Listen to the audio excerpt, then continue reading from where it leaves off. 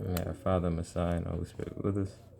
We pick it back up into Shemuel, from 4, 5, 6 to 4. When Ishbosheth, son of Saul, heard that Abner had died in Hebron, he lost heart, and all Israel was alarmed. The son of Saul had two company commanders, one named Benai and the other Rechab, sons of Ramon the Beerothite, Benjamites, since Beeroth too was considered part of Benjamin. The Beerothites had fled to Gittim, where they have sojourned to this day. Jonathan, son of Saul, had a son whose feet were crippled. He was 5 years old when the news about Saul and Jonathan came from Jezreel. And his nurse picked him up and fled. But as she was fleeing in haste, he fell and was lamed and was lamed. His name was Mephibosheth. Rechab and Banai, sons of Ramon the Beerothite, started out, and they reached the home of Ishbosheth at the heat of the day, when he was taking his midday rest. So they went inside the house as though fetching wheat, and struck him in the belly. Rechab and his brother Banai slipped by and entered the house while he was asleep on his bed in his bedchamber, and they stabbed him to death. They cut off his head and took his head and made their way all night through the Arabah. They brought the head of Ishbosheth to David in Hebron. Here they said to the king, "Is the head of your enemy Ishbosheth, son of Saul, who sought your life this day? Our Father in heaven has avenged my master the king upon Saul and his offspring." But David answered Rechab and his brother Benai, the sons of Ramon the Beerothite, and said to them, "As our Father in heaven lives, who has rescued me from every trouble, the man who told me in Ziklag that Saul was dead thought he was bringing good news, but instead of rewarding him for the news, I seized and killed him. How much more then, when wicked men have killed a blameless man in bed in his own house? I will certainly avenge his blood on you, and I will rid the earth of you." David gave orders to the young men who killed them. They cut off their hands and feet and hung them up by the pole in Hebron, and they took the head of Ishbosheth and buried it in the grave of Abner at Hebron. All the tribes of Israel came to David at Hebron and said, "We are your own flesh and blood. Long before now, when Saul was king over us, it was you who led Israel in war. And our Father in heaven said to you, You shall shepherd my people Israel. You shall be ruler of Israel." All the elders of Israel came to the king of Hebron at Hebron, and King David made a pact with them in Hebron before our Father in heaven. And they anointed David king over Israel. David was 30 years old when he became king, and he reigned 40 years in Hebron. He reigned over Yehuda 7 years and 6 months, and in Jerusalem he reigned over all Israel and Yehuda 33 years. The king and his men set out for Jerusalem against the Jebusites who inhabited the region. David was told, you will never get in here. Even the blind and the lame will turn you back." They meant David will never enter here. But David captured the stronghold of Zion. It is now the city of David. On that occasion, David said, "Those who attack the Jebusites shall reach the water channel and strike down the lame and the blind who are hateful to David." That is why they say, no one who is blind or lame may enter the house. David occupied the stronghold and renamed it the city of David. David also fortified the surrounding area from the Milo inward. David kept growing stronger, for our Father in heaven, the Elohim of hosts, was with him. King Aram of Tyre sent envoys to David with cedar logs, carpenters and stonemasons, and they built a palace for David. Thus David knew that our Father in heaven had established him as king over Israel, and had exalted his kingship for the sake of his people Israel. After he left Hebron, David took more concubines and wives in Jerusalem, and more sons and daughters were born to David. These are the names of the children born to him in Jerusalem: Shammua, Shabab, Nathan, and Solomon, Ibahar, Elishua, Nepheg, and Yaphiah, Elijah, Eliadid, and Eliaphilet. When the Philistines heard that David had been anointed king over Israel, the Philistines marched up in search of David. But David heard of it, and he went down to the fastness. The Philistines came and spread out over the valley of Rephaim. David inquired of our Father in heaven, "Shall I go up against the Philistines? Will you deliver them into my hands?" And our Father in heaven answered David, "Go up, and I will deliver the Philistines into your hands." Thereupon David marched to Baal Perazim, and David defeated them there. And he said, "Our Father in heaven has broken through my enemies before me as waters break through a dam." That is why that place was named Baal Perazim. The Philistines abandoned their idols there, and David and his men carried them off. Once again, the Philistines marched up and spread out over the valley of Rephaim. David inquired of our Father in heaven, and he answered, "Do not go up, but circle around behind them and confront them at the Baca trees. And when you hear the sound of marching in the tops of the Baca trees, Then go into action, for our Father in heaven will be going in front of you to attack the Philistine forces. David did as our Father in heaven had commanded him, and he routed the Philistines from Geba all the way to Gezer. David again assembled all the picked men of Israel, 30,000 strong. Then David and all the troops that were with him set out from Balaam of Yehuda to bring up from there the ark of Elohim, to which the name was attached, the name our Father in heaven of hosts, enthroned on the cherubim. They loaded the ark of Elohim onto a new cart and conveyed it from the house of Abinadab, which was on the hill, and Abinadab's sons Uzzah and Ahio got the new cart. They conveyed it from Abinadab's house on the hill, Uzzah walking alongside the ark of Elohim, and Ahio walking in front of the ark. Meanwhile, David and all the house of Israel danced before our Father in heaven to the sound of all kinds of cymbals, wood instruments with lyres, harps, timbrels, sistrums, and cymbals. But when they came to the threshing floor of Nakan, Uzzah reached out for the ark of Elohim and grasped it, for the oxen had stumbled. Our Father in heaven was incensed at Uzzah, and Elohim struck him down on the spot for his indiscretion, and he died there beside the ark of Elohim. David was distressed because our Father in heaven had inflicted a breach upon Uzzah, and that place was named Perez Uzzah, as it is still called. David was afraid of our Father in heaven that day. He said, "How can I let the ark of our Father in heaven come to me?" So David would not bring the ark to its place in the city of David. Instead, he diverted it to the house of Obed-Edom the Gittite. The ark of our Father in heaven remained in the house of Obed-Edom the Gittite 3 months, and our Father in heaven blessed Obed-Edom and his whole household. It was reported to King David, "Our Father in heaven has blessed Obed-Edom's house and all that belongs to him because of the ark of Elohim." Thereupon David went and brought up the ark of Elohim from the house of Obed-Edom to the king of David, amid rejoicing. When the bearers of the ark of our Father in heaven had moved forward 6 paces, he sacrificed an ox and a fatling. David whirled with all his might before our Father in heaven. David was girt with a linen ephod. Thus David and all the house of Israel brought up the ark of our Father in heaven with shouts and with blasts of the horn. As the ark of our Father in heaven entered the city of David, Michal, daughter of Saul, looked out of the window and saw King David leaping and whirling before our Father in heaven, and she despised him for it. They brought in the ark of our Father in heaven and set it up in its place inside the tent which David had pitched for it. And David sacrificed burnt offerings and offerings of well-being before our Father in heaven. When David finished sacrificing the burnt offerings and the offerings of well-being, he blessed the people in the name of our Father in heaven of hosts, and he distributed among all the people, the entire multitude of Israel, man and woman, alike to each a loaf of bread, a cake made in pan, and a raisin cake. Then all the people left for their homes.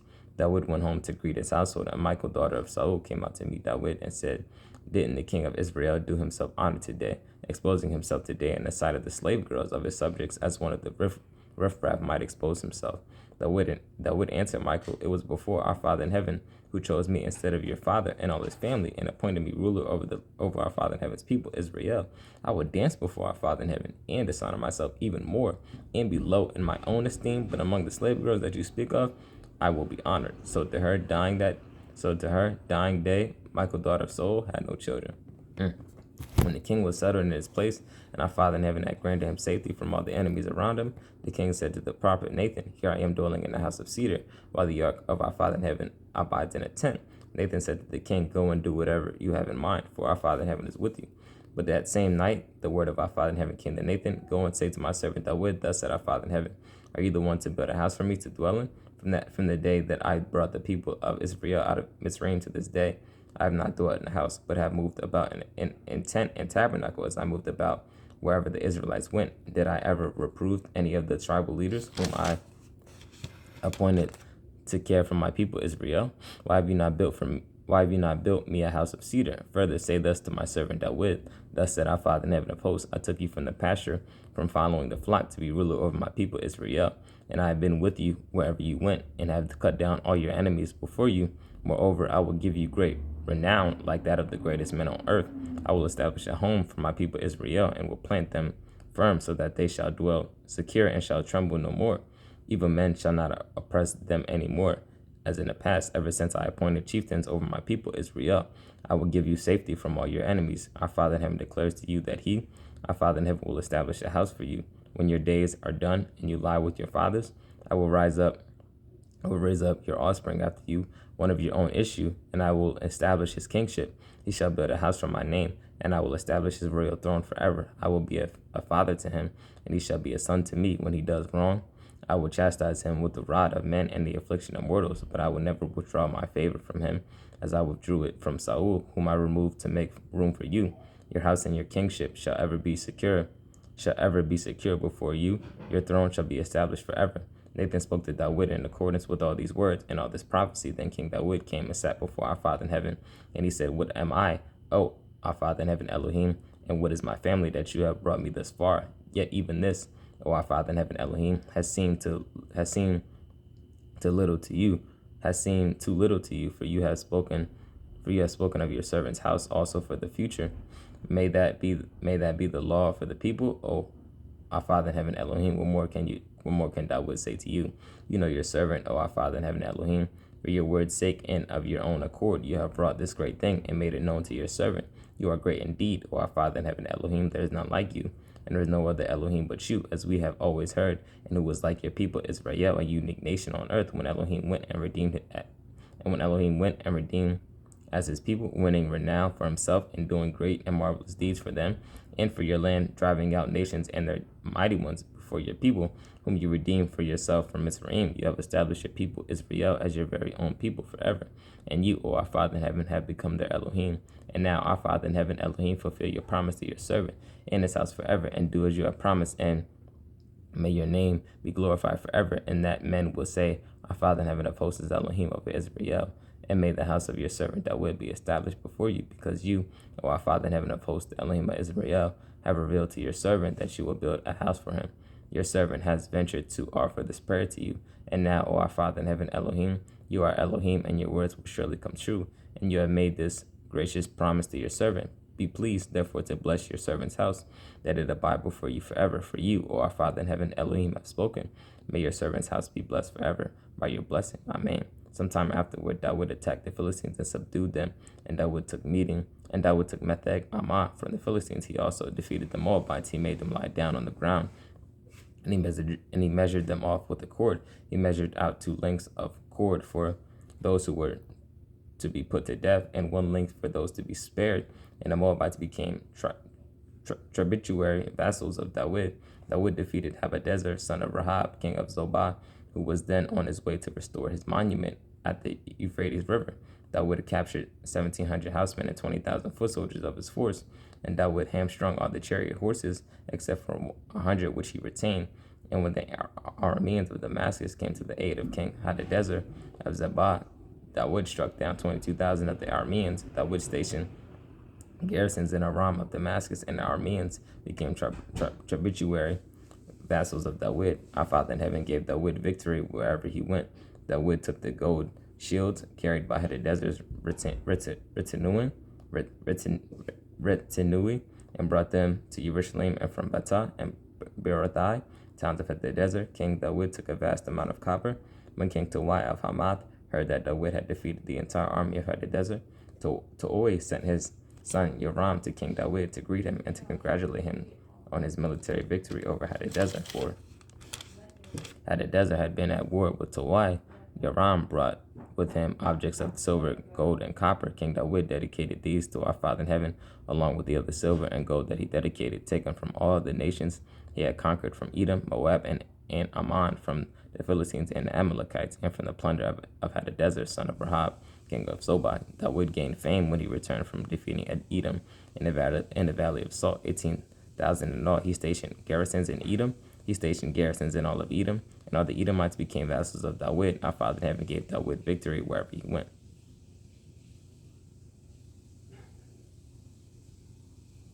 David reigned over all Israel, and David executed true justice among all his people. Joab, son of Zeruiah, was commander of the army. Jehoshaphat, son of Ahilud, was recorder. Zadad, son of Ahitub, and Ahimelech, son of Abiathar, were priests. Sariah was scribe. Benaiah, son of Jehoiada, was commander of the Cherethites and the Pelethites, and David's sons were priests. David inquired, Is there anyone still left of the house of Saul, with whom I can keep faith for the sake of Jonathan? There was a servant of the house of Saul named Zippah, and they summoned him to David. Are you Zippah? The king asked him. Yes, sir, he replied. The king continued, is there anyone at all left of the house of Saul with whom I can keep faith as pledged before Elohim? Zabai answered the king, yes, there is still a son of Jonathan whose feet are crippled. Where is he? The king asked, and Zippah said to the king, he is in the house of Machir, son of Amael, and Lo-debar. King David had him brought from the house of Machir, son of Amael, at Lo-debar. And when Mephibosheth, son of Jonathan, son of Saul, came to David, he flung himself on his face and prostrated himself. David said, Mephibosheth, and he replied, at your service, sir. David said to him, don't be afraid, for I will keep faith with you. For the sake of your father Jonathan, I will give you back all the land of your grandfather Saul. Moreover, you shall always eat at my table. Mephibosheth prostrated himself again and said, what is your servant, that you should show regard for a dead dog like me? The king summoned Zippah, Saul's steward, and said to him, I give to your master's grandson everything that belonged to Saul and to his entire family. You and your sons and your slaves shall farm the land for him, and shall bring in its yield to provide food for your master's grandson to live on. But Mephibosheth, your master's grandson, shall always eat at my table. Zippah had 15 sons and 20 slaves. Zippah said to the king, your servant will do just as my master, the king, had commanded him. Mephibosheth shall eat at my table like one of the king's sons. Mephibosheth had a young son named Micaiah, and all the members of Zippah's household worked for Mephibosheth. Mephibosheth lived in Jerusalem, for he ate regularly at the king's table. He was lame in both feet. Sometime afterward, the king of Ammon died, and his son Hanun succeeded him as king. David said, I will keep faith with Hanun, son of Nahash, just as his father kept faith with me. He sent his courtiers with a message of condolence to him over his father. But when David's courtiers came to the land of Ammon, the Ammonite officials said to their master Hanun, do you think David is really honoring your father just because he sent you men with condolences? Why, David has sent his courtiers to you to explore and spy out the city and to overthrow it. So Hanun seized David's courtiers, clipped off one side of their beards, and cut away half of their garments at the buttocks, and sent them off. When David was told of it, he dispatched men to meet them. For the men were greatly embarrassed, and the king gave orders, stop in Jericho until your beards grow back. Then you can return. The Ammonites realized that they had incurred the wrath of David. So the Ammonites sent agents and hired Arameans of Beth Rahab and Arameans of Zobah, 20,000 foot soldiers, to the king of Makkah, with 1,000 men and 12,000 men from Tob. On learning this, David sent out Joab and the whole army, including the professional fighters. The Ammonites marched out and took up their battle position at the entrance of the gate, with the Arameans of Zobah and Rahab, and the men of Tob and Makkah took their stand separately in the open. Joab saw that there was a battle line against him, both front and rear, so he made a selection from all the picked men of Israel and arrayed them against the Arameans and the rest of the troops. He put under the command of his brother Abishai and arrayed them against the Ammonites. Joab said, if the Arameans prove too strong for me, you come to my aid. And if the Ammonites prove too strong for you, I will come to your aid. Let us be strong and resolute for the sake of our people and the land of our Elohim, and our Father in heaven will do what he deems right. Joab and the troops with him marched into battle against the Arameans, who fled before him. And when the Ammonites saw that the Arameans had fled, they fled before Abishai and withdrew into the city. So Joab broke off the attack against the Ammonites and went to Jerusalem. When the Arameans saw that they had been routed by Israel, they regrouped their forces. Hadadezer sent for and brought out the Arameans from across the Euphrates. They came to Helam, led by Shobach, Hadadezer's army commander. David was informed of it. He assembled all Israel, crossed the Jordan, and came to Helam. The Arameans drew up their forces against David and attacked them, but the Arameans were put to flight by Israel. David killed 700 Aramean charioteers and 40,000 horsemen. He also struck down Shobach, Hadadezer's army commander, who died there. And when all the vassal kings of Hadadezer saw that they had been routed by Israel, they submitted to Israel and became their vassals. And the Arameans were afraid to help the Ammonites anymore. May our Father and Son and Holy Spirit with us. I pray that you all may have a beautiful, wonderful day. I love you so much. I pray that our Father wills me to have a beautiful, wonderful day as well. And rebuke the devil. You know, we love you, Satan. We love our Father and Son and Holy Spirit way more. We love our Father in heaven overall with all our strength, all our might, all our being, all our thoughts, you know, everything we have in the tank for our Father and Son and Holy Spirit. Hey, let's keep it going. Amen.